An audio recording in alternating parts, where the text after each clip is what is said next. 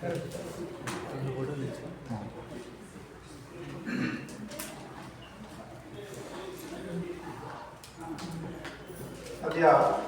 पुनः द्वितीयसत्रम् आरभ्यते। अत्र वक्तारः विद्यन्ते। श्री चिंतपल्ली सुब्रह्मण्य शर्मा महोदयाः, दत्तपीठस्य आस्थान विद्वांसः एते महाशयाः, महाविद्या पीठ संस्थापकाः व्यवस्थापकाः, तया संस्थया आध्यात्मिक सेवां कुर्वन्तः सन्ति संस्कृत विद्वांसः एवं उपासकाः। एते महाशयाः अस्माकं संस्कृतपरिषदः आह्वानम् अङ्गीकृत्य क्षेत्र तीर्थ धर्माः इत्यंशं व्याख्यातुम् अत्र अस्माकं सौभाग्यवशात् अत्र समुपस्थिताः सन्ति। तेभ्यः संस्कृतपरिषत् पक्षतः स्वागतं व्याहरामि। एते इदानीं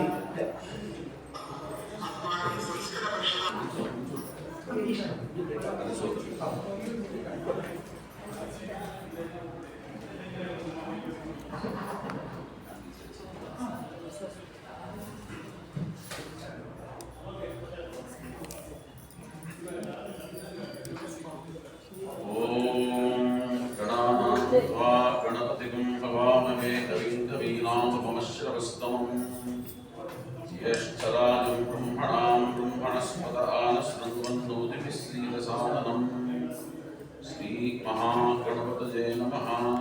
प्रणो देवी सरस्वती वाजे वाजनीवती धीनामवित्रियवतु। श्री महासरस्वत्यै नमः। सर्वाणि शिशिरेखरानुजगणिनी दिव्याच्चलप्रस्फुर ब्रह्मानन्दमनन्दपानरुजलस्वान्ताः प्रशान्ताः सदा। ये स्मृत्या समकामकोटिघटनव्यापारकल्पद्रुमाः काञ्च्यां सिद्धिगतान् जगद्गुरुवरान् श्रीचन्द्रचूडान् भजे। सभायै नमः। अद्य क्षेत्र तीर्थ धर्म विषये प्रवचनं कर्तुं मया आहूतम्। ఇక్కడ చాలా మంది చక్కగా ప్రధాన మాతృభాషలో చెప్పుకున్నారు. ఏదైనా మాతృభాషే, దైవభాషే కాబట్టి ప్రధాన అంశాలని సంస్కృతంలో చెప్పి మిగతా విషయాలన్నీ సామాన్య భాషలో మాతృభాషలో చెప్పడానికి మీ యొక్క అంగీకారాన్ని కోరుతున్నాను. క్షేత్ర ధర్మం, తీర్థ ధర్మం అని మనం ప్రధానంగా పెట్టుకున్న అంశం. తీర్థము అన్న క్షేత్రము అన్న వాస్తవంగా ఒకటే. ఆ విషయాన్ని మనకు అమరకోశంలో నిదానాగమయోస్తీర్థ మృషి జుష్ట జలే గురో అని తరంతి అనేనేతి తీర్థం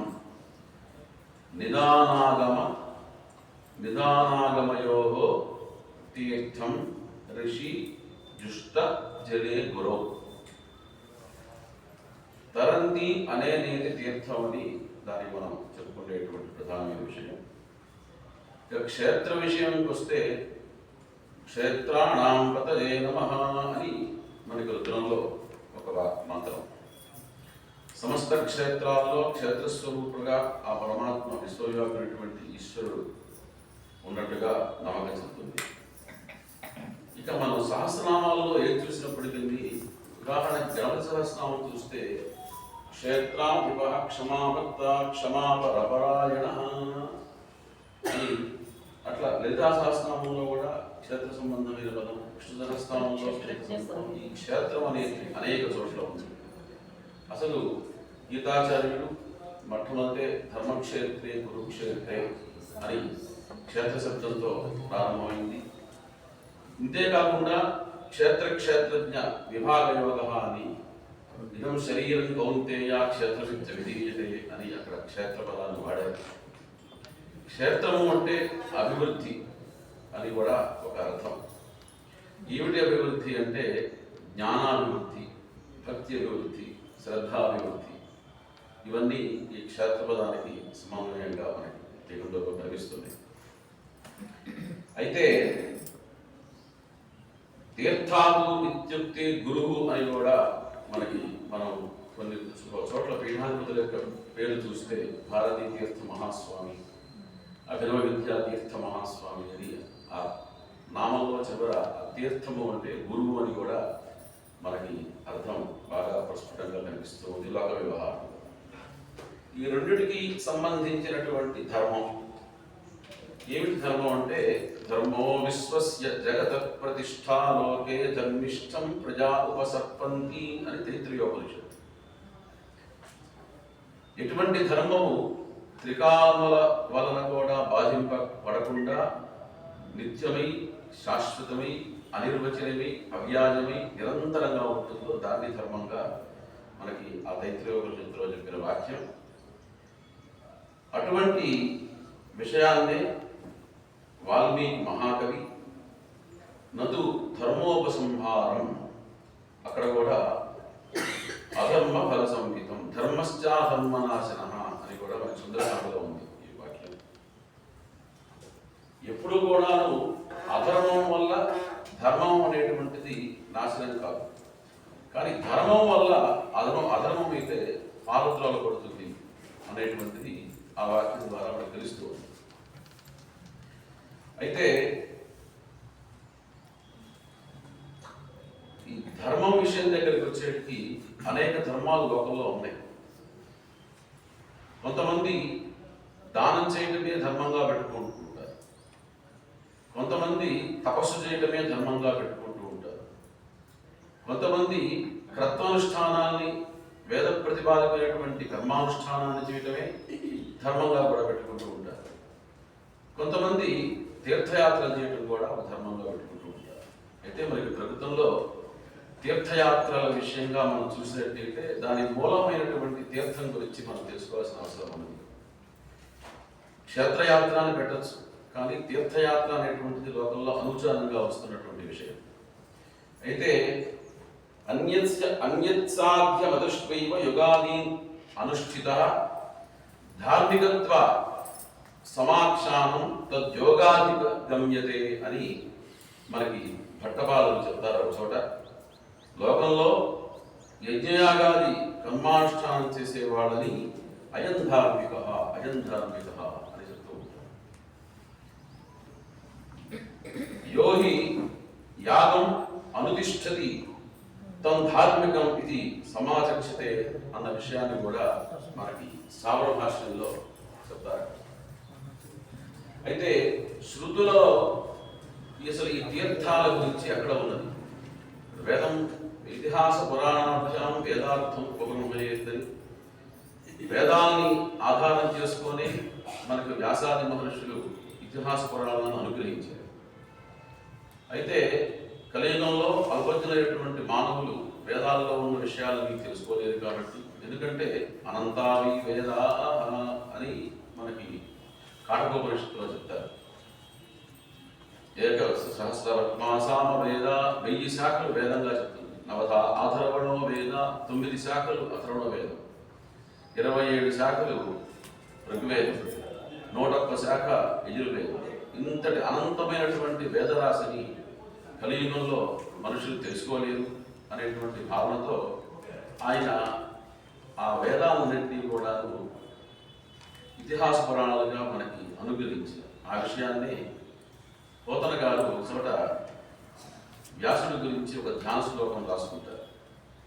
ప్రాంశు పయోదనీల తనుభాసితుండు ఉజ్వల దండధారు పింగాంశు జటాక్షటాభరణుడు అగమపుంజ పదార్థ తత్వ నిస్సంశయకారు. వేదాలకి ఆగమాలను కూడా ఉంది కాబట్టి, ఆగమాల్లో ఉన్న విషయాలు మనుషులకు అనుమానాలు కలిగిస్తాయి కాబట్టి, ఆ అనుమాన నివృత్తి కోసం ఆగమపుంజ పదార్థ తత్వ నిస్సంశయకారు కృష్ణ మృగ చర్మ కృతాంబర కృత్యు భారతీ వంశ వివర్ధనం త్రిదశవందితు సత్యవతే యుగల్చదన్ అని ఆయన వ్యాసుల గురించి పోతన గారు ఒక శ్లోకం రాసుకున్నారు. కాబట్టి అసలు వేదాలు ఎన్నున్నాయి అన్న విషయం ఆలోచించినట్లయితే మనకి అసూత్రం కల్పశుద్ధం ద్వారా తెలుస్తుంది. అటువంటి అనంతమైనటువంటి వేదం ఒకటే రాశిగా ఉన్నప్పుడు కలియుగంలో మనం చదవలేమని ఆయన వాటన్నింటినీ కూడా విభజించారు. 4 వేదాలుగా విభజించారు. అయినా కూడా ఏ ఒక్క వేదాన్ని పరిపూర్ణంగా సాంగోపాంగంగా షడంగ సహితంగా మనం చదవలేనటువంటి పరిస్థితి కూడా ఉంది. కాబట్టి అటువంటి వేదంలో తైత్రీయ శాఖలో కృష్ణయజుర్వేదంలో, ఎందుకంటే కృష్ణయజుర్వేదం మొత్తం 86 శాఖలుగా మనకు చెప్పబడుతుంది. 15 శాఖలు శుక్లయజుర్వేదం. అటువంటి 86 శాఖలలో కృష్ణయజుర్వేదం తైత్రీయ శాఖ. దాంట్లో అంగిరసస్వర్గం లోకయంతః అప్సుదీక్షా తపసి ప్రావేశయన్ అర్చుస్నాతి సాక్షాదేవదీక్షా తపసి అవరుంధే అనే ఒక మంత్రం. ఆ మంత్రంలో మనకి విద్యారాయణ స్వామి గారు చాలా చక్కగా చాలా వివరంగా ఆ తీర్థాలకి ఎట్లా అంత ప్రాశస్త్యం వచ్చింది అన్న విషయాన్ని వివరించారు. అంగిరసస్య అపత్యం ఉమాం ఆంగిరస అని చెప్తారు కదా. అట్లా ఆ అంగిరసులు స్వర్గం నుంచి వచ్చి భూలోకంలో లోక కళ్యాణార్థం అనేక కర్తనుష్ఠానాలు చేశారు. అగ్నిష్టోమాలు కృతం చేసి ఆ వెళ్ళేటప్పుడు వాళ్ళు ఏం చేశారంటే ఆ ఫలాలన్నీ కూడా అప్సుదీక్షా తపసి ప్రావేశయన్ వారి యొక్క శక్తి అంతా కూడా ఆ నీళ్ళలో న్యాసం చేసి పెట్టారు, వదిలేసి పెట్టారు, మన కోసం న్యాసం చేసి పెట్టారు. కాబట్టి అప్సుదీక్షా తపసి ప్రావేశయన్ అప్సుస్నాతి అటువంటి పరమ పవిత్రమైనటువంటి జలాల్లో కనుక మనం స్నానం చేసినట్టయితే సాక్షాదేవదీక్షా తపసి అవరుంధే మనం కూడా వాడు చేసినటువంటి కర్తనుష్ఠాన ఫలాన్ని ఎక్కించదైనా మనం పొందగలుగుతాము అని ఆ దేవతల యొక్క విశాలమైన హృదయంతో ఆ దేవతలు మనం అనుగ్రహించారు అని ఆ శ్లోకంలో చెప్తారు. ఆ వారి యొక్క దీక్షా తపస్సు యొక్క నియమ విశేషాన్ని అక్కడ పెట్టారు. తపోహి నియమ విశేష అని ఉంది. ఆపస్తమ మహర్షి చోట వర్ణిస్తారు. కాబట్టి ఆ తపస్సు వలన ఏర్పడినటువంటి సామర్థ్యాలని, ఆ ఫలాల్ని, ఆ శక్తుల్ని ఉదకాల్లో ఉంచి వారు చక్కగా ఎలా వచ్చారో అలా స్వర్గానికి విడిపోయారు. అప్సుదీక్షా తపసి అవరుంధే అన్న చోట ఉదకములలో కనుక స్నానం చేసినట్లయితే మహర్షులు ఆనాడు కనుక అక్కడ ఉంచినటువంటి దీక్షా తపస్సుల యొక్క సమస్తమైనటువంటి విశేష ఫలాలని కూడా స్వీకరించి మనమంతా ధన్యులమవుతాము. అందుకోసం ఇక్కడికి వెళ్ళినా ముందు స్నానము పానము ఉన్నారు కానీ పానము స్నానము లేదు. కానీ ఈరోజు పొద్దున్నే లేవగానే పానం చాలా ముఖ్యంగా ఉంది. కాబట్టి స్నానానికి అంతటి ప్రాముఖ్యత అనేది ఉంది. అందులో క్షేత్ర స్నానం, తీర్థ స్నానం ఇంకా విశేషం. దాని గురించి కూడా మనం చెప్తున్నాం. అయితే ఆ స్నానం చేసేటప్పుడు స్నానం ఎట్లా చేస్తారు అన్నదానికి ముందు అపోజ్ఞాతి అంతరత ఏవ మేధ్యో భవతి. ఆచమనం చేయకుండా స్నానం చేస్తే అది స్నానం అనిపించుకోదు. ఒక్కొక్కడా వెళ్ళి ఏదో స్నానం చేస్తుంటుంది. మనం చూస్తూ ఉంటాం రోజుల్లోకి కాశీ వెళ్ళామంటే మనతో పడవ గురుతూ ఉంటాయి. ఆచమనం చేసే స్నానం చేయాలి. అంచేత ముందుగా అక్కడ అపోజ్ఞాతి అంతరత ఏకమేధ్యోపతి అని సుస్పష్టంగా చెప్పింది. ఆ సంకల్పం లేకుండా సంకల్పం వినా స్నానం చేయడానికి వీలేదు. సంకల్పం చేయాలంటే ఆచమనం చేయాలి. దీనికి ఒక ఐతిహ్యం ఉంది, చాలా ఆశ్చర్యకరంగా ఉంటుంది. చాలా మందికి తెలిసిన వాళ్ళు, ఆస్తికులకు తెలుసు. గుంటూరు ప్రాంతంలో ఒక మహనీయుడు ఉండేవాడు, తాడేపల్లి రాఘవణ శాస్త్రి గారు. సంతోష్ వారికి 12 సంవత్సరాల వయస్సు, భార్యకి 8 సంవత్సరాల వయసులో వివాహం. ప్రాచీన కాలంలో వివాహాలంటే 5 రోజుల పాటు ఇప్పుడు కూడా చేస్తున్నారు మహిందీ అని మరొకటి. కానీ ఆ రోజుల్లో సంస్కారంగా 5 రోజుల పాటు అంటే 7 ఔపోసములు అవుతాయని అగ్ని సిద్ధిస్తుంది అని సప్తోపోసములు అవ్వాలి. అందుకోసం 4 రోజులు 5 రోజులు వివాహం చేసేవాడు. ఆ రోజు కూడా సాయంత్రం పూట ఔపోసన కావడంతో కాసేపు ఈ గృహస్థాశ్రమ ధర్మం గురించి ఇప్పటిదాకా మన రాములు గారు చాలా గొప్పగా చెప్పారు. ఆ గృహస్థాశ్రమ ధర్మంలో ఉండేటువంటి విశేషాలన్నీ కూడాను అనేక మంది పెద్దవాళ్ళందరూ వచ్చి చక్కగా చోదన చేసి వెళ్ళేవారు. సరే, ఈ పిల్లనిచ్చినటువంటి ఈ పిల్ల యొక్క మాతామహుడు ఈ వరుణ్ణి అడిగాడు, ఏమయ్యా నువ్వు ఎందుకు వివాహం చేసుకున్నావు? 12 సంవత్సరాల వాడికి వివాహం ఎందుకు చేసుకున్నారంటే ఏం తెలుస్తుంది? కానీ సమాధానం చెప్పాలి. సమాధానం చెప్పకపోతే అజ్ఞాని అంటారు. నేను చాలా జాగ్రత్తగా చెప్పాలి. ఒక 2 నిమిషాలు ఆలోచించాను.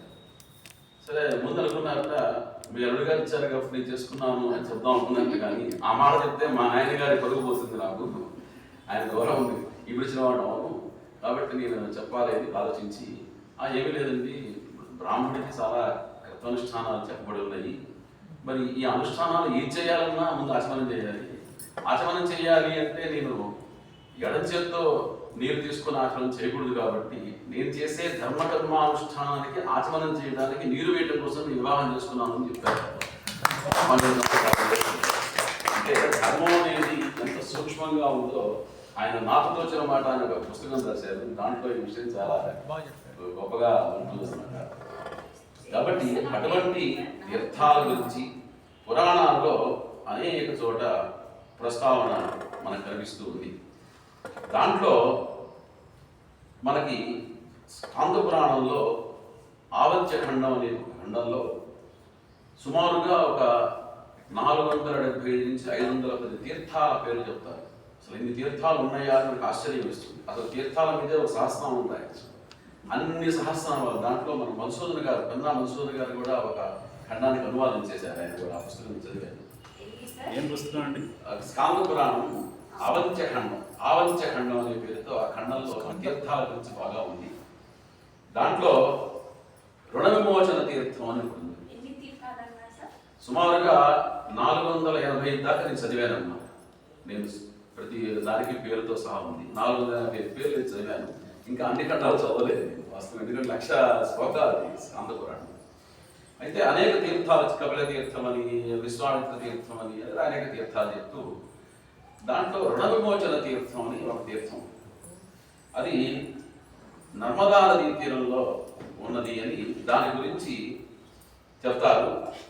సప్తాశీతమోధ్యాయ ఆవంత్య ఖండంలో 7వ మార్కండేయ మహర్షి చెప్తాడు. ఏమనంటే తతో గచ్చేన్ మహీపాల తీర్థం పరమశోభనం, తథో గచ్చేన్ మహీపాల తీర్థం పరమశోభనం స్థాపితం మునిసంఘైః యత్ బ్రహ్మవంశ సముద్భవైః రుణమోచనమిత్యాఖ్యం రేవాతట సమాశ్రితం షణ్మాసం మనుజో భక్త్యా తర్పయన్ పితృదేవతాః దేవైః పితృమనుష్యైశ్చ రుణం ఆత్మకృతంచ యత్.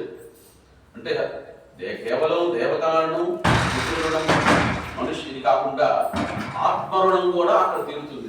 ఆత్మకృతమైనటువంటి రుణాలు కూడా తీరుతాయి. అంటే బాహ్య రుణాలు, ఆంతర రుణాలు, 2 రకాల రుణాలు ఉన్నాయని వేదం చెప్తుంది.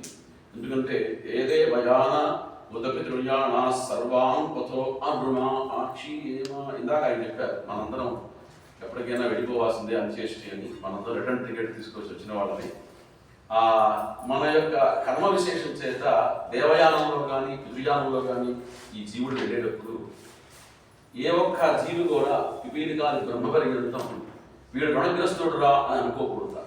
ఏదే భయాన ఉదపితృయానా సర్వాం పథో అరుణ ఆక్షి ఏమా. అందుకోసం మనం వచ్చిన దగ్గర నుంచి వెళ్ళేదాకా ప్రతి క్షణం చాలా విలువైంది మానవ జన్మలో.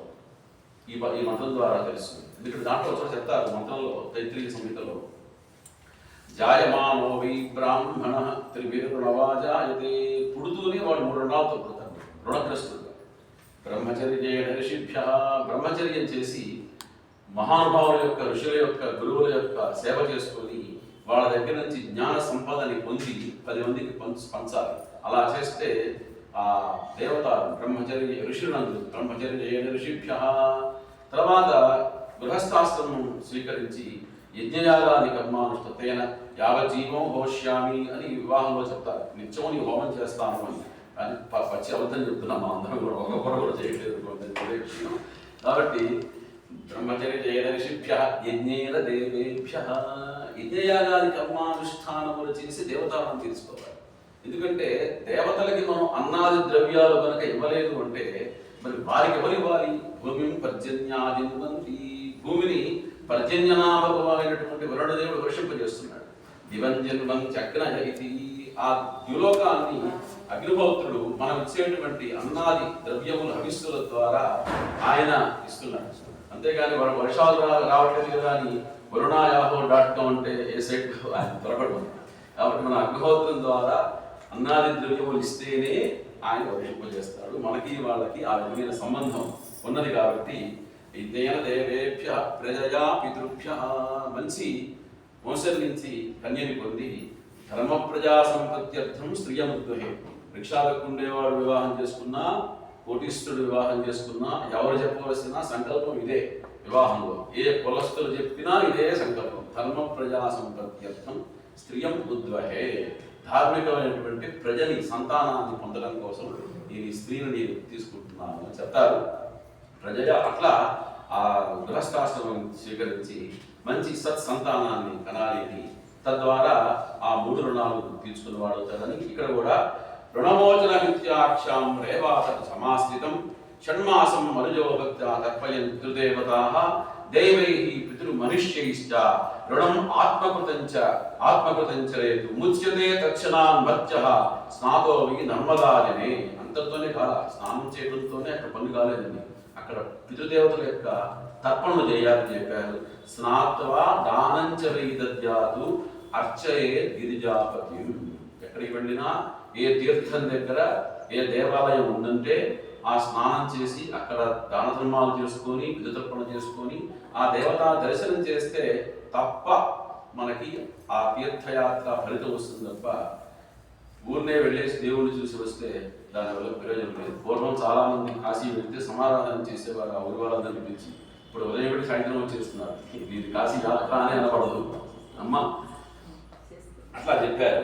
అట్లాగే మనకి వాసుదేవానంద సరస్వతి అని తేంబే మహారాజ్ ఆయన దత్తాత్రేయ అనుష్ఠానం బాగా చేసి దత్తస్వరూపంగా లోకంలో ప్రసిద్ధి పొందారు. వారు గురు సంహిత అనే గ్రంథంలో కూడా ఒక చోట చెప్తారు, ప్రేరయ తీర్థయాత్రాది తీర్థలోకోపి యస్వకాం సమ్యక్ ధర్మం ఉపాశ్రిత్య శ్రీదత్త శరణం మమ అని చెప్తారు. ఆదిశంకర భగవత్పాదులు వారు సాక్షాత్తు ఈశ్వరుడు అవతరించి భూమి మీద వారు కూడా కాశీ వెళ్ళి దర్శనం చేశారు. సరే, కాశీ వెళ్ళిన తర్వాత వారికి బ్రహ్మజ్ఞానం కలిగి ఎక్కడో సర్వాంతర్యామైనటువంటి ఈశ్వరుడు అన్ని చోట ఉన్నాడని రాసి కూడా నేను ఇక్కడికి వచ్చాము అని అనుకున్నారు, అది వేరే విషయం. అట్లాగే రామాది అవతారాల్లో కూడా వాళ్ళు కూడా తీర్థయాత్రకి వెళ్ళినట్టుగా రామాయణంలో మనకి కనిపిస్తుంది. మరి అనేక మంది మహాత్ములు భూమి మీద అవతరించిన వారందరూ కూడా తీర్థయాత్రకి వెళ్ళారు. అందున కాశీకి తప్పనిసరిగా ఉన్నటువంటి దాఖలాలు ప్రతి ఒక్క రామకృష్ణ పరమహంసైన త్రిలింగ స్వామి కానీ వివేకానంద అందరూ మరి కాశీ లాంటి క్షేత్రాలకు వెళ్ళి ఆ యొక్క ధర్మాన్ని అనుష్ఠించిన వాళ్ళు కానీ కనిపిస్తున్నారు. అట్లాగే సూర్యోగ్ని బ్రాహ్మణో గావ వైష్ణవం ఖం మరుజ్జలం అని శ్రీమద్ భాగవతంలో చెప్తూ ఎక్కడ ఉంటాను నేను అంటే జలాల్లో నేనే ఉన్నాను. అందుకోసమే వేదంలో కూడా ఆపో వై సర్వా దేవతాః అని సకల దేవతలు నీళ్ల స్వరూపంలో ఉన్నాయి. మనం ఏ సత్యనారాయణ వ్రతం చేసినా ఒక కలశం పెట్టి ఆ కలశం మీద దేవుణ్ణి ఆహ్వానం చేస్తూ ఉంటాం. ఉదక శాంతి చేసినా సత్యనారాయణ ఆకలి నిత్య పూజ చేసినా గంగేశ యమునే జీవ గోదావరి సరస్వతి నమ్మదే సింధు కావేరి జలేస్మిన్ సన్నిధిలోని సమస్త నదుల్ని అక్కడ మనం పిలిచి వాటికి ఆవాహన చేసి పూజ చేసుకున్న తర్వాతే మిగతా దేవుళ్ళకి వెళ్తూ ఉంటాం. అటువంటి తీర్థాల గురించి ఇది సరే మహర్షులు చెప్పటము, వేదాలు చెప్పడం ఒక ప్రామాణికమైతే సాక్షాత్తు ఈశ్వరుడే పార్వతీ అమ్మవారికి ఈ తీర్థముల యొక్క మాహాత్యాన్ని, క్షేత్రం యొక్క మాహాత్యాన్ని చెప్పినట్టుగా మనకి శివరహస్యంలో ఒక సందర్భం కనిపిస్తుంది. భూలోకంలో దివ్యభూమి వర్ణం చేస్తూ ఉంటారు. వర్ణం చేసి పార్వతీ అమ్మవారు చెప్తారు. ఆయన చెప్తూ గంగైషా సరితాం వరాత్రి జగతాం గంగైషా సరితాం వరాత్రి జగతాం పాపాపహా మే పురీ.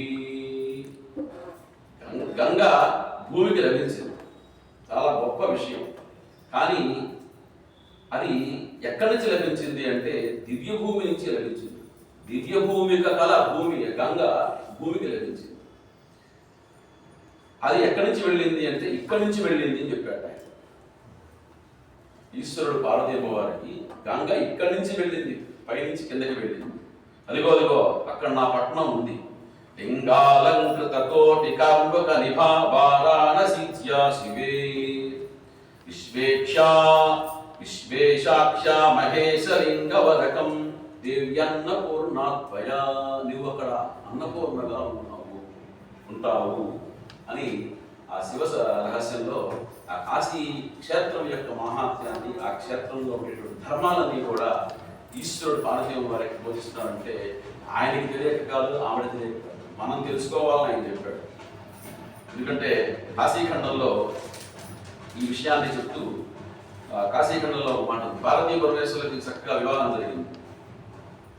ఎక్కడ ఉందామని ఆలోచించి భూలోకంలో కల్లా పరమ పవిత్రమైనటువంటి క్షేత్రం కాశీ క్షేత్రం నిర్ణయించుకున్నారు.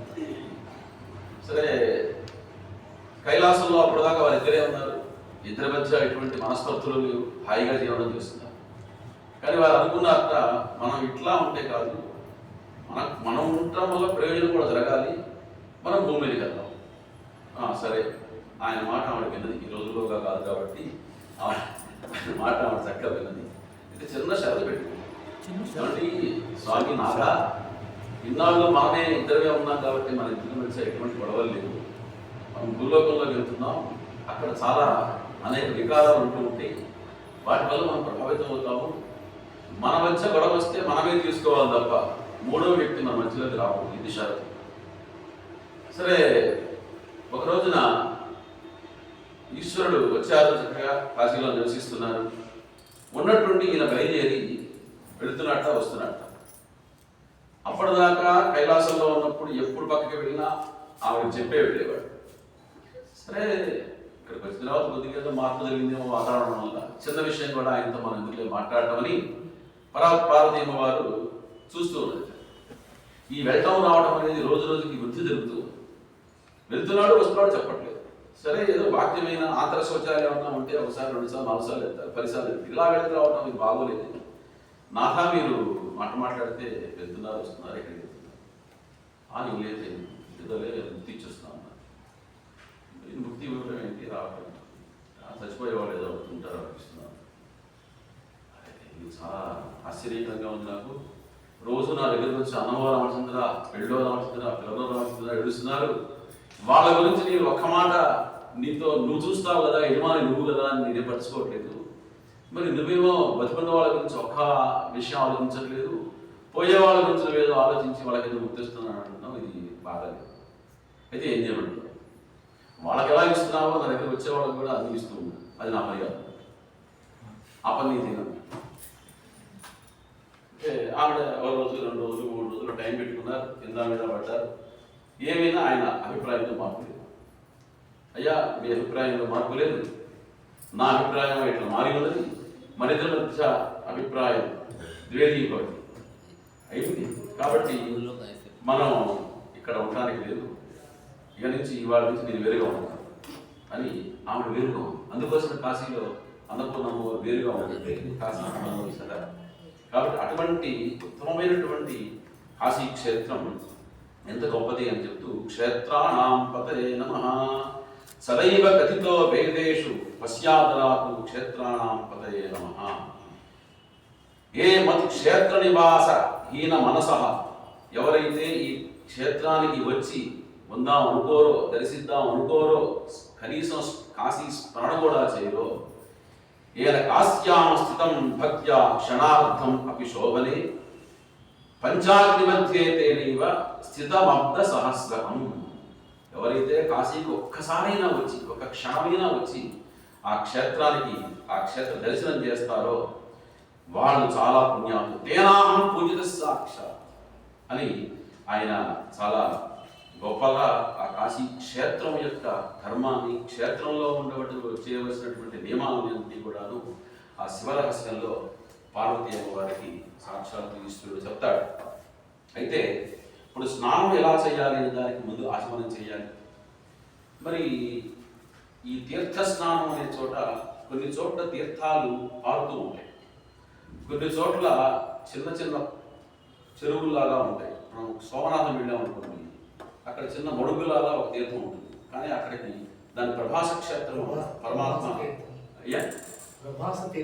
ప్రభాస తీర్థం అండి. మరి ఇటువంటివన్నీ ఉన్నాయి కదా, వీటన్ని చోట్ల ఎలా స్నానం చేయాలి, పారేదాని చోట ఎలా చేయాలి, కొన్ని పశ్చిమానికి పారుతాయి, పశ్చిమం వైపు తిరిగి స్నానం చేయాలా లేకపోతే తూర్పు తిరిగి చేయాలా, ఎట్లా చేయాలి అని కూడా వేదంలో ఒక అద్భుతమైనటువంటి విచారణ చేస్తూ అసలు స్నానాలు ఎన్ని రకాలు ఉన్నాయి ముందు ప్రారంభం చేస్తూ జలావగాహో వారుణం భస్మన ఆగ్నేయం గోరజసా వాయువ్యం ఆపోష్టాదిమంత్రై బ్రాహ్మ్యం స్నానం నాభేరథః ప్రక్షాళనం ఊర్ధ్వం చ ఆర్ద్రవాసస శరీర సమ్మార్జనం కాపిలం అద్వయానంద చిస్వరూప విష్ణుచింతనం మానసం స్నానం యతో ఆతపత వర్షే తద్దివ్యం స్నానం అని ఆపోహిష్టాది మంత్రాలతో మార్జన చేసుకొని ఏ స్నానం చేయబడుతుందో దాన్ని బ్రాహ్మ్యం స్నానం అన్నారు. అట్లాగే ఏదో శరీర ధర్మం వల్ల మొత్తం స్నానం చేయలేకపోయినాడు, నాభేహే అథః ప్రక్షాళనం ఊర్ధ్వంచ నడుము కింద వరకు చక్కగా కడుక్కొని ఆ తర్వాత తడిగుడ్డ ఆర్ద్రవాసస శరీర సమ్మార్జనం తడిగుడ్డతో శరీరాన్ని తుడుచుకుంటే దాన్ని కాపిలం స్నానం అని చెప్పారు. అద్వయానంద చిత్స్వరూప విష్ణు చింతనం మానసం స్నానం. 104 డిగ్రీల జ్వరంతో బాధపడుతున్న వాడిని ఈ స్నానాలు చేయమంటే చేయలేడు కాబట్టి, వాడికి స్నానం చేసిన ఫలితం రావాలి కాబట్టి గోవిందేతి సదా స్నానం గోవిందేతి సదా అని గోవింద నామ స్మరణ చేసినట్లయితే దాన్ని మానసిక స్నానం అన్నారు. భేషజాసక్తే సరుజి రాజ చోరాది ఉపద్రవే అని ఒక మంచి అద్భుతమైన మాట ఇక్కడ మహర్షి ఎంత కారుణ్యంగా ఈ విషయాన్ని రాశారు. మనం చూస్తున్నాం లోకంలో విభూతి మాత్రమే పెట్టుకొని స్నానం చేస్తే దాన్ని భస్మన ఆగ్నేయం స్నానం, విభూతి అగ్నిలో నుంచి వచ్చింది కాబట్టి దాన్ని ఆగ్నేయం స్నానం అన్నారు. గోవు యొక్క పాదధూళిని పరాగాన్ని మాత్రమే కనుక చల్లుకుంటే దాన్ని వాయవ్య స్నానము అన్నారు.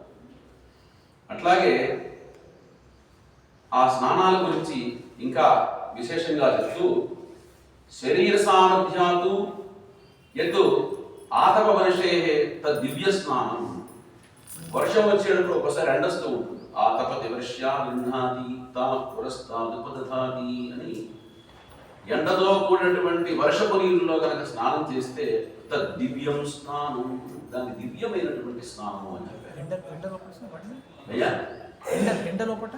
ఎండతో కూడిన వర్షపు నీరులో స్నానం, ఎండావాన కలిసి వస్తాయి, ఎండావాన కలిసి వస్తాయి, దాన్ని దివ్యమైనటువంటి స్నానంగా వేదం అభివర్ణించింది. వర్షాకాలం వస్తుంటాయి సార్. ఒకసారి ఒక విషయం సార్, స్నానం అంటే ఇప్పుడు సాయంత్రం పూట 4 గంటల తర్వాత ఉదయము 9 గంటల లోపు ఇప్పుడు సూర్యుడు ఉంటాడు కదా, ఆ సూర్యుడు ఉండేటప్పటికి వర్షం వస్తూ ఉంటుంది కొన్ని వేళల్లో, అప్పుడు తలుస్తే దాన్ని అమృత స్నానం అని అంటారు. అదే దివ్యం అన్నా అమృతం అన్నా అదే కదా, దివ్య స్నానం, దివ్యం అమృతం,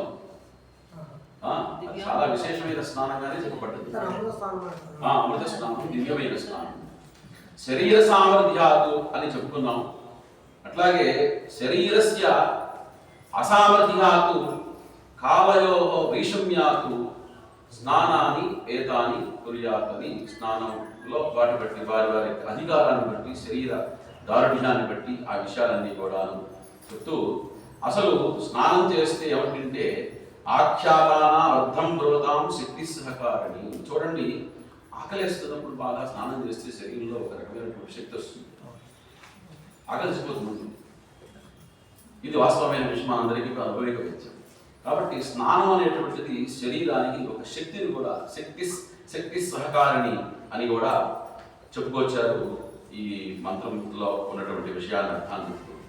అయితే ఆ తపతి వర్ష్యా గృహాతి తా పురస్తాదుపరుధాతి అని వర్షంతో కూడినటువంటి ఎండలో స్నానం చేస్తే దానివల్ల వచ్చే ఫలితం ఏమిటి అంటే, సరే దానికి దివ్యం స్నానం పేరు పెట్టారు. ఫలితం ఏమిటి అంటే ఏతావై బ్రహ్మవర్చస్య ఆపహ, మంచి బ్రహ్మవర్చస్సు వస్తుందయా ఆ ఉదకాల్లో కనుక స్నానం చేసినట్లయితే అని చెప్పుకొచ్చారు.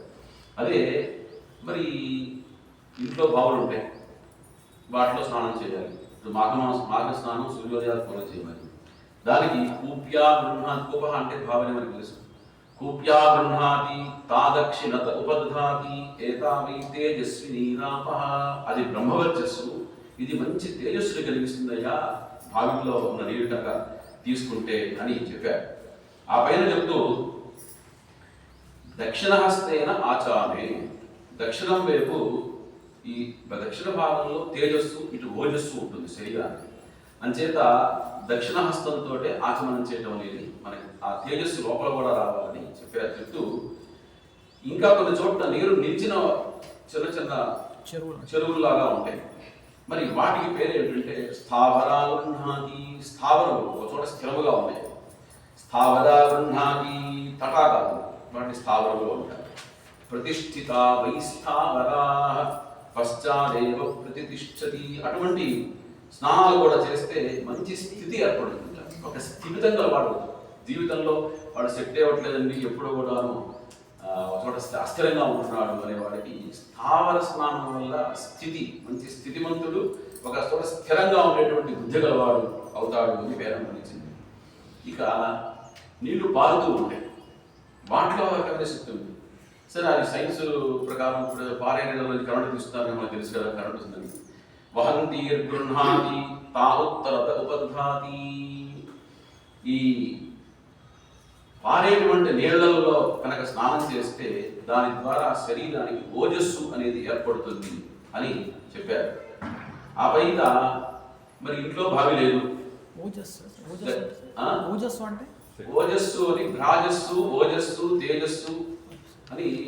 ఓజస్సు అంటే ఒక శక్తికి అంతర్లీనమైనటువంటి శక్తిని ఓజస్సు అని చెప్తారు, ఇంటర్నల్ ఫీల్. అయితే మరి ఇంట్లో బావి లేదు, దగ్గరలో చెరువు లేదు, కృష్ణకి వెళ్ళలేకపోయినాము, గోదావరి వెళ్ళలేకపోయినాము, మరి ఏమిటి అంటే ట్యాపుల్స్ అని ఇప్పుడు వస్తున్నాయండి. పాత రోజుల్లో ట్యాపులు లేవుగా. నీళ్లు కూడా ఎక్కడి నుంచో తెచ్చుకొని ఇంట్లో వాడుకొని రోజు గడిపిన వాడు కొన్ని కుటుంబాలు పల్లెటూరులో నేను చూశాను చిన్నతనంలో. వాటిని సంభార్య గృహాతి అంటే ఘటముల చేత తాబట్టబడి తీసుకురాబట్టబడి తద్వారా కనుక ఆ నీళ్లు కనుక స్నానం చేస్తే అస్యామేవ ప్రతిష్ఠతి. ఈ భూలోకంలోనే సకల సంపదల్ని కూడా పొందినడుతారు. సంభార్య గృహాతి అస్యామేవ ప్రతిష్ఠతి అని అంటే పల్వల్య గృహాతి. చిన్న చిన్న ఉంటాయి, చాలా అప్పటికప్పుడు తవ్వుతే నీళ్ళు వస్తాయి కొన్ని చోట్ల. ఇప్పుడంతే బాగా కిందకెళ్ళిపోయినాయి. కానీ పూర్వం రోజుల్లో మాకు ప్రాంతంలో పాఠశాల ఉండేది. ఎక్కడ నీళ్ళు కావాలంటే ఒక 4 రోజులు తవ్వుతే నీళ్లు పులుపుగా బయట వచ్చేది. దాన్ని పల్వల్య గృహాతి అంటారు. చెలవలు అంటారు. చెలవలు అంటే ఎక్కడ పల్లవ ఉంటుందో అక్కడ నీళ్ళు వచ్చేస్తాయి ఆటోమేటిక్ గా. పల్వల్య గృహాతి అసౌ వై పల్వల్య అముష్యామేవ ప్రతిష్ఠతి అని. ఆ నీళ్లు కనుక స్నానం చేసిన వాడికి వాడు ద్యులోకంలో పైలోకాల్లో మంచి మంచి స్థితిని పొందుతాడయ్యా అని ఇట్లా రకరకాల స్నానాల్ని చెప్తూ అసలు ఈ నీళ్ళకి ఇంతటి శక్తి ఎలా వచ్చింది అని చెప్తూ దేవావై యజ్ఞమాగ్ని త్రేత్య భజంత.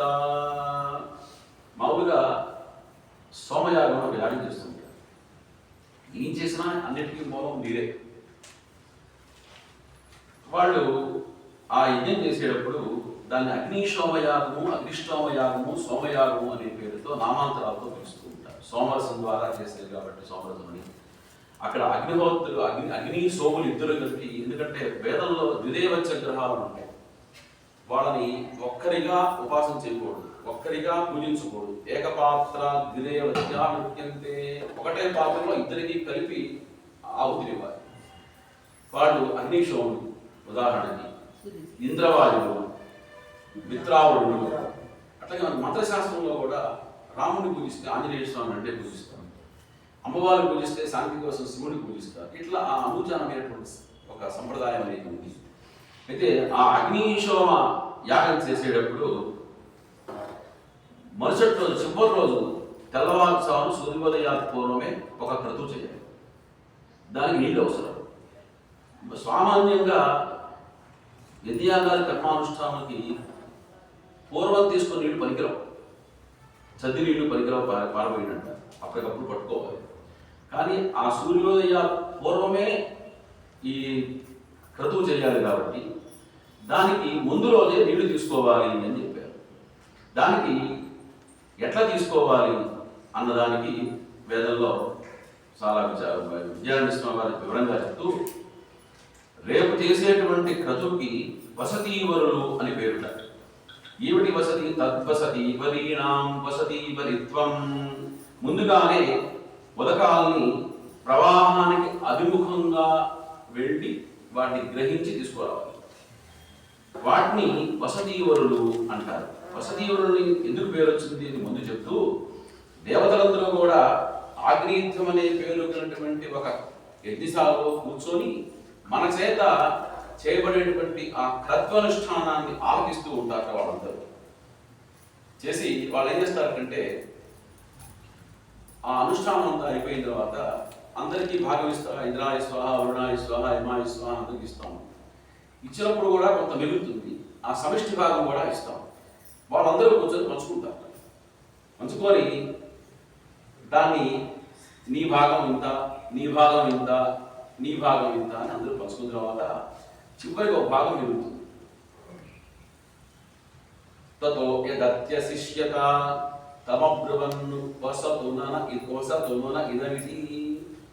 ఈ మిగిలిన దాన్ని ఏం చేయాలి? ఒక భాగం మిగిలింది, ఆ భాగం విభాగం కర్తుం అశక్య సహా భాగ, విభాగం చేయడానికి వీలు లేని స్థితిలో ఉన్నటువంటి ఆ భాగం ఏం చేయాలి అని ఆలోచించారు. పోనీ ఏం చేయాలి అన్న చోట ఎవరినో పిలిచి పక్క వాళ్ళకన్నా ఇస్తారా? అన్నదమ్ములు వాడా పోసుకుంటారు. చివర ఏదో వాస్తు ప్రకారం ఒక మిగిలింది అనుకోండి, దాన్ని వదిలేదు, దాని మీద అందరికీ హక్కు రాసుకుంటారు. అట్లాగే వీళ్ళు కూడా ఆలోచించారట. వసతున ఇదమితి ఏమో అప్పుడు వాళ్ళు ఇలా అన్నారట, అస్మాకం సామాన్యేన వసతు, ఇది మనందరికీ సమానమైనటువంటి హక్కుతో ఉండాలి అని చెప్పారు. ఆ మిగిలిన భాగం మీద ఎలా చేస్తే బాగుంటుంది అని ఆలోచించి, తద్వసతి వరీణాం వసతి వరిత్వం, విభాగం చేసుకోవడానికి వీలైనటువంటి భాగం అందరికీ సమానమైన హక్కు కలదయుడుగాక అని ఈ మాట చెప్తూ ఈ తీసుకెళ్ళిన ఈ భాగాన్ని ఉలకాల్లో ఉంచారు. ఉలకాల్లో నీళ్లలో ఉంచారు.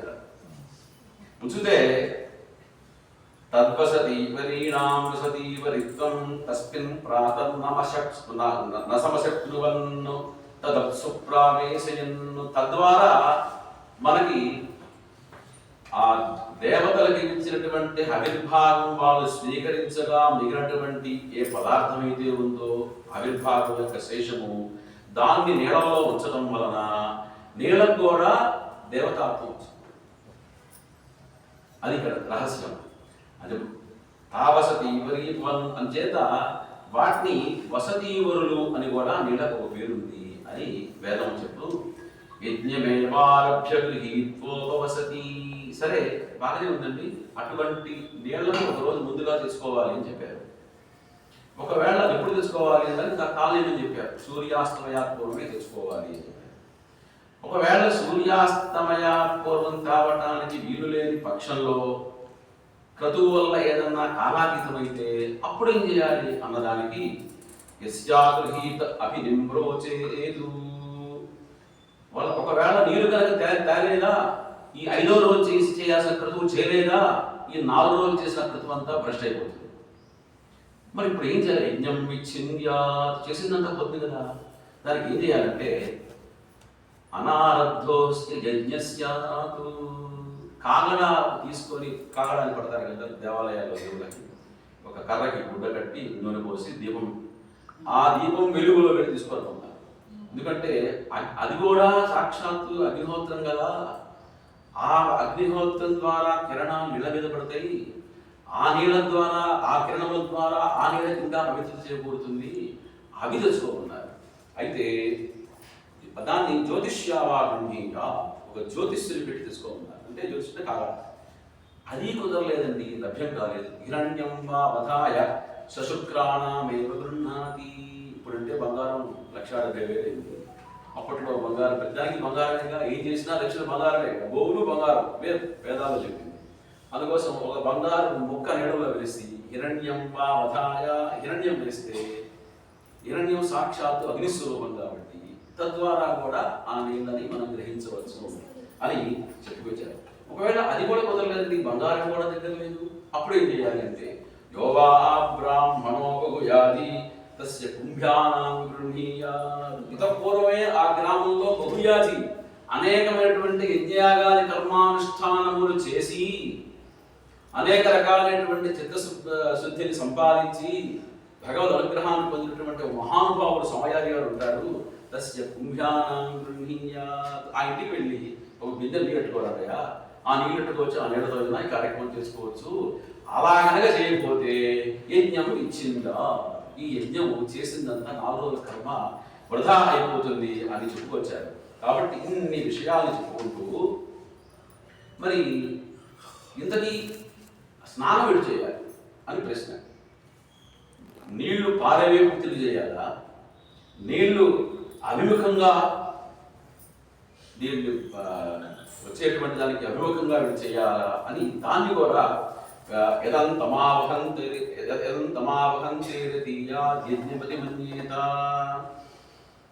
అసలు మామూలుగా ఇప్పుడు మన ఇళ్లలో ఏదన్నా పెద్దవాడు అయిపోతే ప్రతి వాళ్ళు పట్టుకొని కాసిపెడుతున్నారు. కానీ దగ్గర ఉన్నటువంటి నదిని వదిలేసి అగౌరవపరిచి ఏంటి కాశీ వెళ్తే అక్కడ వెళ్ళి ఈ అస్థికలను నిమజ్జనం చేస్తే ఎటువంటి ప్రయోజనం లేదు. ఈ నదిని అభిమానించిన పాపం కూడా వస్తుంది ఒకటి. రెండవది పైతృమేధికంలో కూడా అతను కర్త ఎవరైతే ఉంటాడో అది కూడా దీక్ష. ఆ దీక్షలో తాను పొలిమేర దాటకూడదు. పొలిమేర అంటే ఊరి పొలిమేర దాటకూడదు. ఊళ్ళో నది లేదనుకోండి, దగ్గరలో ఏది ఉందో అంతవరకు వెళ్ళచ్చు.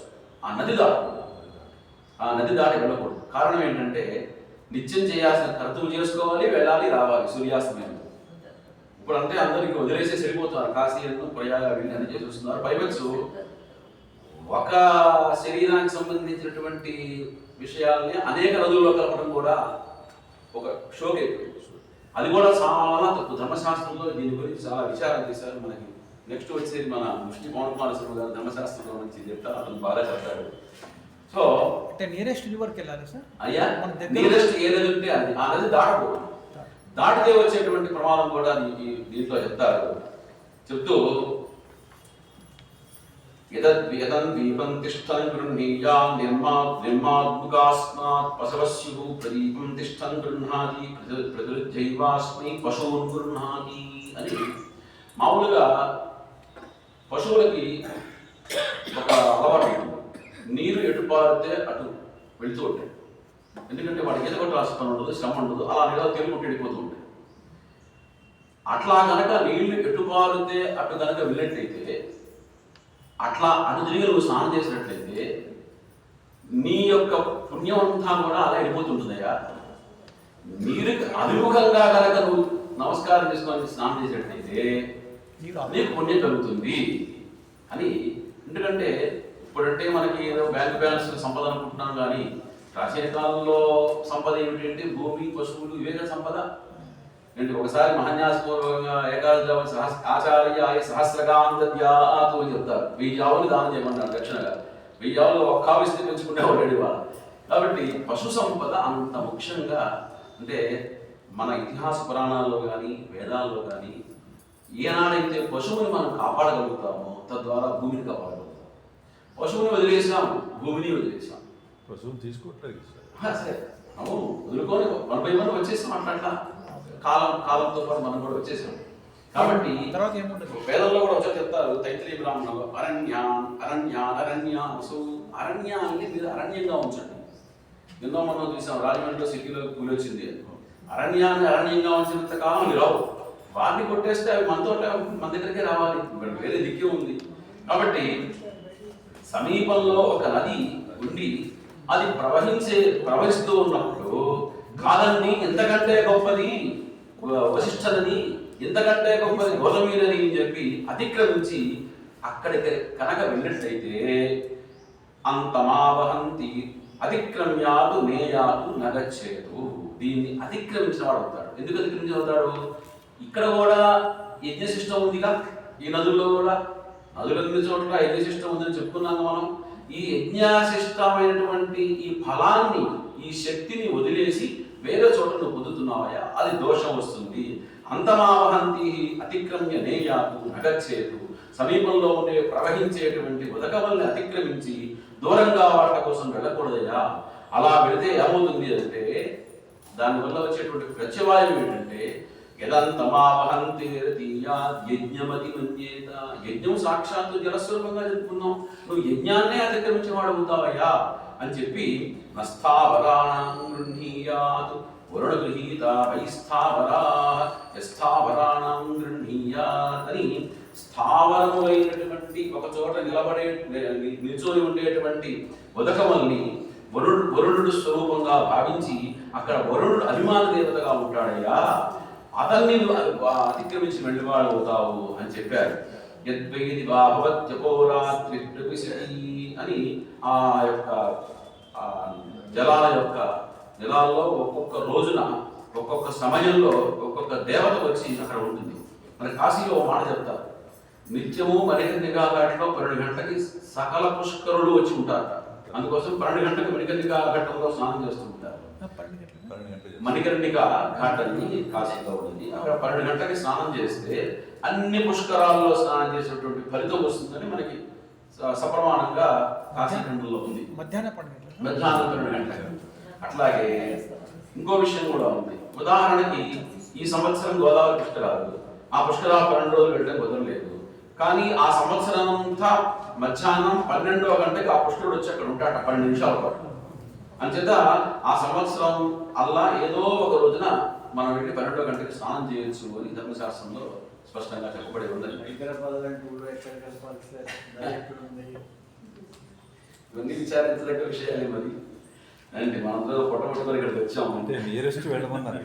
నియరెస్ట్ గోదావరి, కృష్ణ, రాజమండ్రి దగ్గర ఎందుకండి మనకి మంచిర్యాల, గోదావరి ఉంది. 100 డిస్ప్లే వెళ్తే కృష్ణా ఉంది, చక్కగా పారుతూ ఉంటుంది. మాసంలో గోదావరి ఉంది.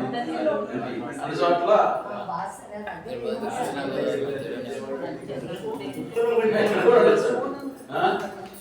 అయితే ఇక్కడ ఇంకా విషయాలు చెప్తూ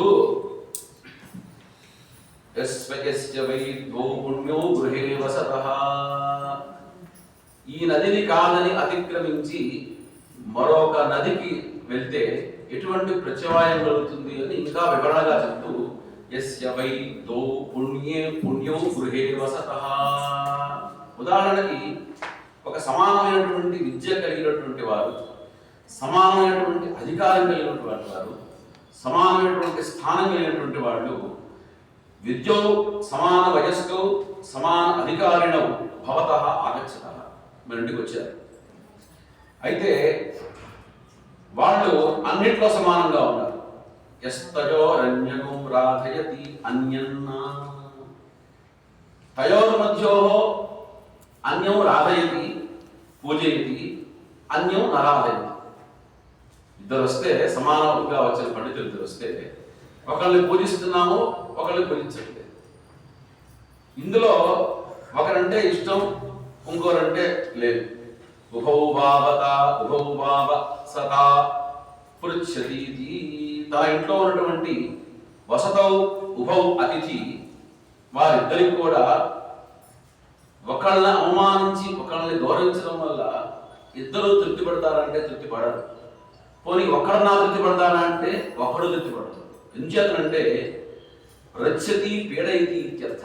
అరే ఆయన పండితులు ఆయన గౌరవించకుండా నన్ను గౌరవిస్తే మాత్రం లాభం ఉంది అని ఈయన అనుకుంటాడు. అయ్యో ఆయన మాత్రమే గౌరవించారు, నన్ను గౌరవించలేదు ఆయన అనుకుంటాడు. ఏంటి ఇద్దరు చేశాడు అంటే ఇద్దరిని గౌరవించాలి అని చెప్తూ ఇక్కడ కూడా ఆ విషయాన్ని వివరణ చేస్తూ ఈ నదిని మనం గౌరవించకుండా వెళ్తే ఆ నదిని గౌరవించినప్పటికీ దీన్ని అవమానపరిచినటువంటి దోషం కలుగుతుంది అని దీని విషయాలన్నీ కూడా చాలా వివరంగా మనకి తైత్రీయ బ్రాహ్మణంలో ఈ నదుల గురించి వీటి గురించి చెప్పుకొచ్చారు. నన్ను అయితే స్నానం చేసేటప్పుడు మనం ఇంట్లో స్నానం చేస్తే గంగే స్నానం చేయొచ్చు. కానీ నదుల దగ్గరికి వెళ్ళినప్పుడు తటాకాల దగ్గరైనా గంగని స్మరణ చేసి స్నానం చేయొచ్చు. కానీ ఒక నది దగ్గరికి వెళ్ళినప్పుడు ఇంకో నది స్మరణ పొందాలి.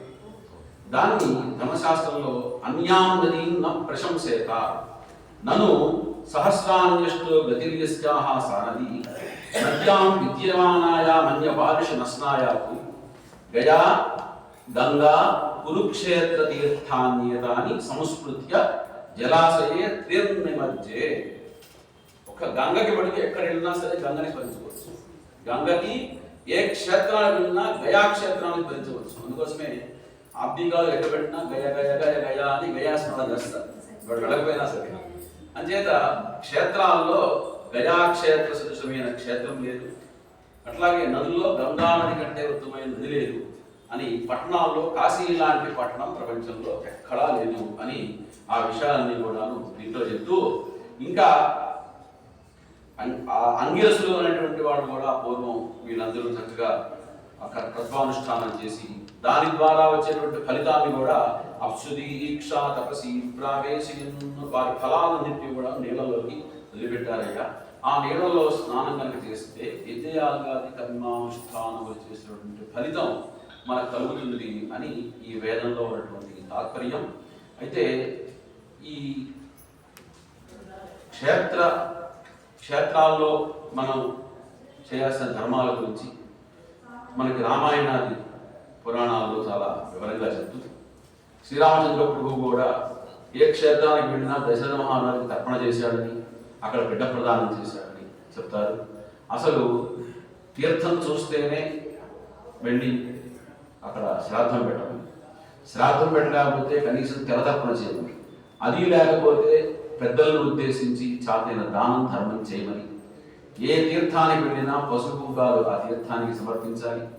ఆ తీర్థంలో ఉన్నటువంటి ఆపోవై సర్వాదేవత సర్వదేవతాత్మక స్వరూపమైనటువంటి ఆ పరమాత్మని ఉద్దేశించి పూజ చేయాలి చాతనైనంతగా. అక్కడ దానం ధర్మం చేయాలి. ఇంకా తీర్థంలో ఏకభక్తం చేయాలి. ఏ తీర్థానికి ఏ క్షేత్రానికి వెళ్ళినా ఒక పూటే భోజనం చేయాలి.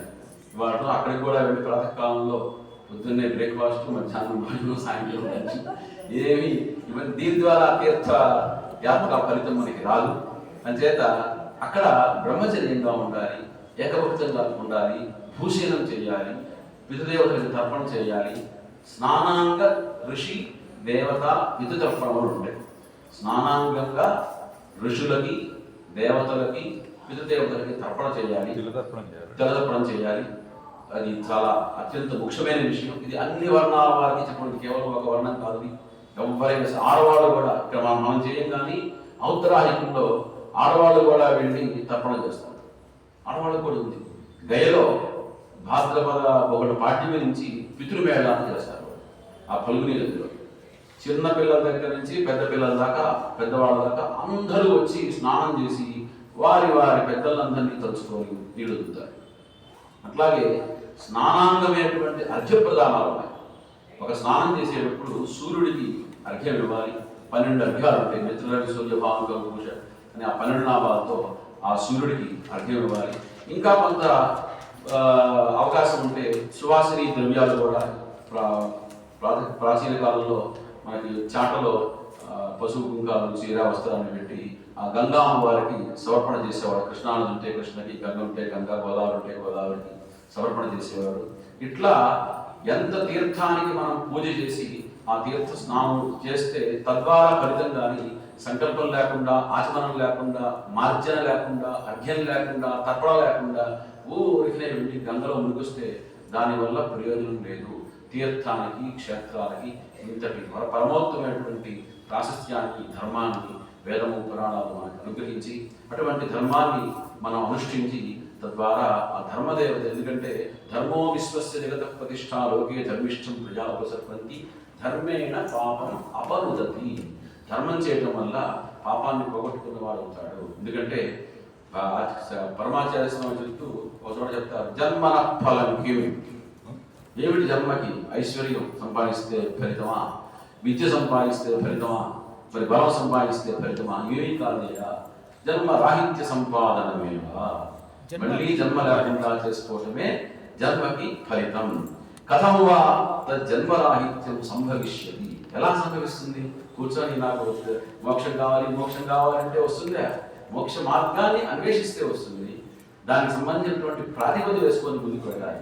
కథమువా తజ్జన్మరాహిత్యం సంభవిష్యతి అన్నప్పుడు యథా యథా శారీరమల విసర్జనాయ వాసవమల విసర్జనాయ వాక్యం సలిలం అపివిచ్యతే తథా అంతరమల విసర్జనాయ భగవద్ధ్యాన తీర్థ రూపమేవ సలిలం ఆవశ్యకం అని పరమాచార్య వారు చోట చిన్నప్పుడు బాల్యంలో వారు చెప్పగా నేను ఉపన్యాసం విన్నాను. కాబట్టి అటువంటి పెద్దలు ఎంతో అనుగ్రహంతో, ఎంతో కరుణతో, దయతో, ఎందుకంటే వేదం చెప్పినటువంటి విషయాన్ని కలియుగంలో అందరం కనుక్కోలేమని మనకి అనేక మంది మహర్షులు వచ్చి ఆ విషయాన్ని ఎప్పటికప్పుడు ప్రతి 100 సంవత్సరాలకి భూమి మీద ఒక మహర్షి అవతరిస్తూనే ఉన్నాడు. వారు మనకి జాతరైనంతగా మనకు అర్థమయ్యే రీతిలో ధర్మాన్ని బోధిస్తూనే ఉన్నారు. ధర్మం ఏదో ఒకళ్ళకి సంబంధించింది కానీ లేదా మనకి అందుకోలేనిది కాదు. ఎట్లాగైనా ఏ ఆకయాత విధయ ఏదో విధంగా ధర్మాన్ని మనం పట్టుకోవాలి. అంటే ఆ ధర్మం ఏది చెప్పిందో దాని ప్రకారం చేస్తేనే ఈ చేసిన దానికి సార్థకత అని మనకి చెప్పారు. కాబట్టి మరి ఇంతతో నా యొక్క వాణిని విరమిస్తున్నాను. మీకేమన్నా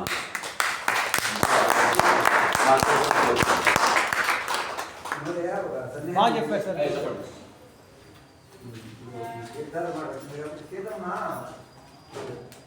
చేసేటప్పుడు అది ముగ్గుతుంది. నేను బలిస్తాను, పెద్దోళ్ళు బలిస్తాను అని అంటుంది.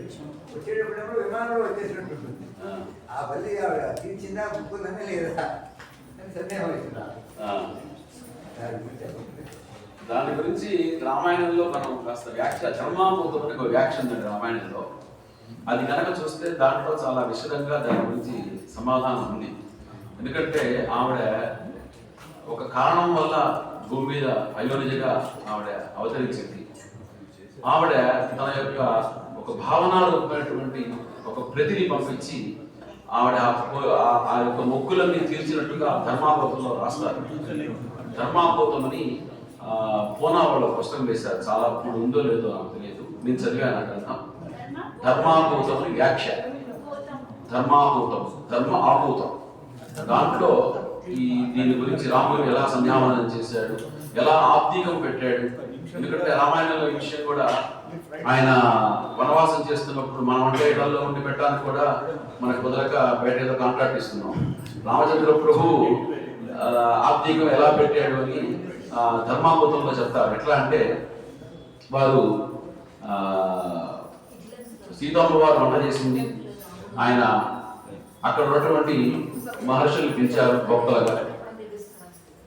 పిలిచిన తర్వాత సీతమ్మ వారు చెప్తుందిట, మా మామగారు నన్ను పట్టకు మహిషిగా చూద్దాం అనుకున్నాడు, ఇలా చీరవాసాలతో చూస్తే బాధపడతాడు, కాబట్టి ప్రభు మీరే వండన చేసుకోండి, నీ పక్కన ఉంటాను అని ఆ వండిన పదార్థాలని అక్కడే ఆవిడ పెట్టిందిట. ఆవిడ వండన చేయలేదుట అని ధర్మాభూతంలో ఈ విషయం ఉంది. అట్లాగే ఇంకో విషయం కూడా, పిండ ప్రదానం రాముడు ఎలా చేశాడు అన్నదానికి అది సత్యయుగం కాబట్టి మామూలుగా ఈ నిమంత్రణ చేసేటప్పుడు పితృదేవతలను ఉద్దేశించి వాళ్ళ పేరు చెప్పి బ్రాహ్మణ మీద అక్షతలేస్తే వాళ్ళు వచ్చారని మనం భావన చేస్తాం. కానీ ఆ యుగంలో బ్రాహ్మణులు కూడా ఆ రూపంగా మారిపోయేవారు. వాళ్ళ పితృదేవత రూపంగా మారిపోయేవాడు. ఆవాహన చేయగానే ఆ రూపం వచ్చేది. అట్లాగే రామచంద్ర ప్రభు మామూలుగా పిండ ప్రదానం అనేది దర్భలు వేసి ఆ దర్భల మీద పిండ ప్రదానం చేస్తారు. శ్రీరామచంద్ర ప్రభు పిండ ప్రదానం చేస్తుంటే దశరథ మహారాజు చేపడితే మరి తండ్రి గారికి పెట్టాలా అక్కర్లేదని ఆలోచించి, మరి ఆయన సామాన్యుడు కాదు కదా, రామో విగ్రహవాన్ ధర్మ, నాన్నగారు మీకు దహన కార్యక్రమాలు అయిపోయినాయి, మీకు ఆ శరీరం లేదు, సరే మంత్ర ప్రభావం వల్ల మీరు వచ్చి ఉండొచ్చు, కానీ నాకు వరకు ధర్మం ఏం చెప్తుందంటే దర్భల మీద పెట్టడమే నాకు ధర్మం చోదం చేసింది. ధర్మ ప్రతిపాదన అంతవరకే ఉంది. అక్కడ పెట్టిన తర్వాత మీరు తీసుకోండి, మీ చేతిలో మీరు పెట్టని చెప్పాడు. చేతిలో మీరు పెట్టమని చెప్పాడు. అక్కడ ఏంటంటే ఆయన పిల్లవాళ్ళ మీద ఉన్నటువంటి ప్రేమ కొద్దీ ఆయన వచ్చాడు, నేను చూద్దామని. రెండవది ఏంటంటే అసలు రాముడు ధర్మాచరణ ఎలా చేస్తాడు అని కూడా ఆలోచించాడు. అది ఏంటంటే అమ్మయ్య పర్వాలేదు, వనవాసంలో ఉన్నా నా కుమారుడు ధర్మం తప్పలేదు అని ఆయన ధైర్యంగా వెళ్ళాడు. ధర్మాభూతంలో ఈ వ్యాఖ్యలో రాస్తారు ఈ విషయం కూడా. కాబట్టి రామాయణంలో ఇటువంటి విషయాలు అడుగడుగునా, ఎందుకంటే అందులో ఏ పురాణంలో అయినా దాటేయచ్చు, కానీ రామాయణంలో ఒక మాట సీతారాముల దగ్గర వచ్చింది అంటే అది తప్పనిసరిగా ఆచరించి తీరి ఉంటే ఉంటారు, దాంట్లో ఏమాత్రం సమస్య లేదు, అనుమానం అక్కర్లేదు. ఆథర్ ఎవరు సార్? ధర్మభూతం ఆథర్. పూనా వాళ్ళు రాశారండి, భండార్కర్ యూనివర్సిటీ వాళ్ళు. సరే, రివర్స్ లోపట గోదావరి కృష్ణ దక్షిణానికి ప్రవహించే నదులు బాగుండే అంటారు సార్, పుణ్యక్షేత్రం అంటారు సార్.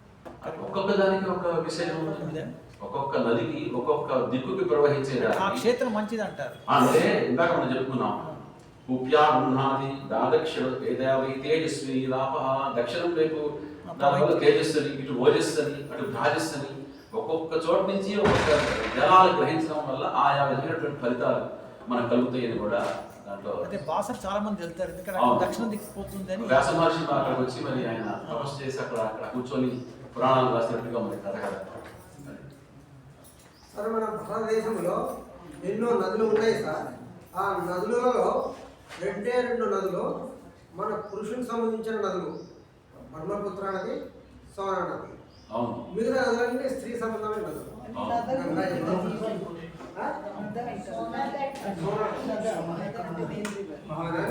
బ్రహ్మపుత్ర అనేది ఇంకోటి రామేశ్వరం తీర్థ అయ్యా రామేశ్వరం, తీర్థ 22 తీర్థాలు ఉన్నాయి కదా, వాటి యొక్క ప్రాశస్త్యాన్ని. ప్రాశస్త్యం అంటే తీర్థం అంటే ఆ తీర్థానికి ఎట్లా ప్రాశస్త్యం వచ్చింది అంటే, ఒక్కొక్క మహర్షి వచ్చి ఒక్కొక్క చోట అనుష్ఠానం చేసి వారి యొక్క అనుష్ఠాన బలాన్ని అక్కడ ధారపోశారు కాబట్టి ఆ వారి పేరుతోనే ఆ తీర్థం ఏర్పడదు. తద్వారా ఆ అనుష్ఠాన శక్తి ఆ తీర్థానికి ఉంది, దానికి ఆ శక్తి మనకి ఆ ఫలితం వస్తుంది. అందుకోసం ఆ 21 బావుల్లో రామేశ్వరంలో మనం స్నానం చేద్దాం. వేరే వేరే ఉంటాయి కదా సార్. 21